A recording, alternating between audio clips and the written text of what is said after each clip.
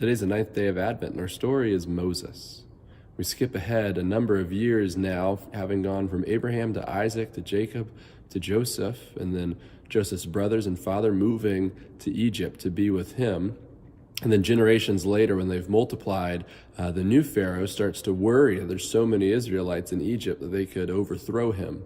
And so he has them all enslaved. And that's where God re-enters the story to bring freedom to God's people. And to do that, God acts through the person of Moses, who encounters God in a burning bush. When Moses asks God who God is, what's God's name, God says, I am who I am. You tell the people that I am has sent you, that the God of your ancestors, of Abraham and Isaac and Jacob, has sent you, the I am.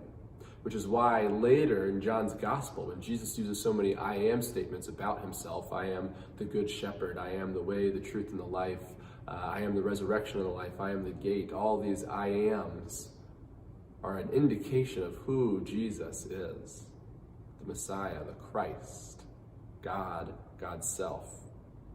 The other thing I think is important about this revelation of God in the burning bush is that it shows us clearly the kind of God that God is. God is a God of the underdog.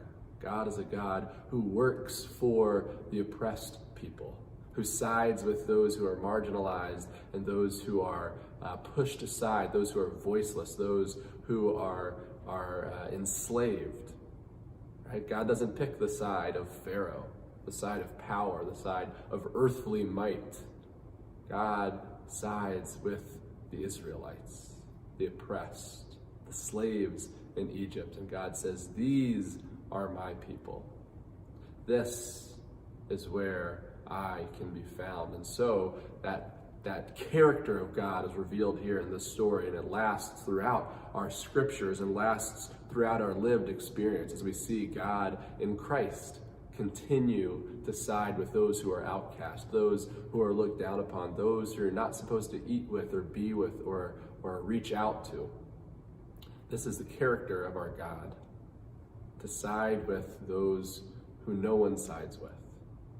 The God of the underdog, a God of the oppressed, the vindicator of those who are outcast.